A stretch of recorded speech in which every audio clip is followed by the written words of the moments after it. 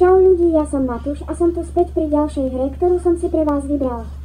A dnes to bude Brawl Stars hra, ktorá je na spoločnom kanáli viac obľúbená ako iné ostatné. Možno sa spýtate, prečo práve Brawl Stars, ale povedal som si, prečo to neskúsiť.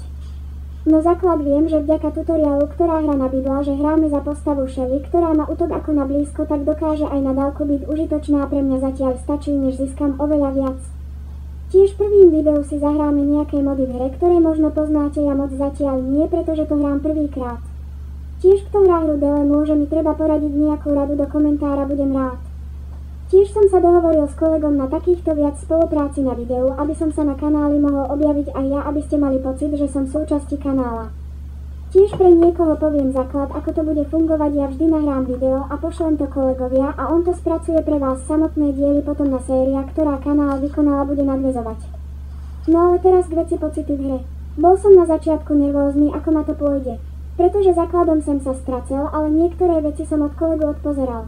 A čo myslíte, základom som získal dve nové postavy, ako je Nita a El Primo, služne nie snáď, ale vďaka hram ma to začalo trochu viac zaujímať. A ak by ste chceli, môžeme to spojiť pri ďalšom videu. Alebo ak by mal záujem kolega, môže mi pomôcť na stream, ktorý vždy relácia, aby bola na kanále aktivita.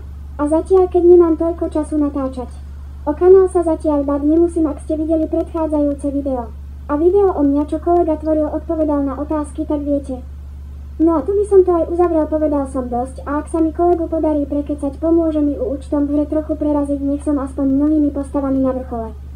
A ak sa vám video páčilo, tak sa uvidíme zase na budúce, tak sa majte.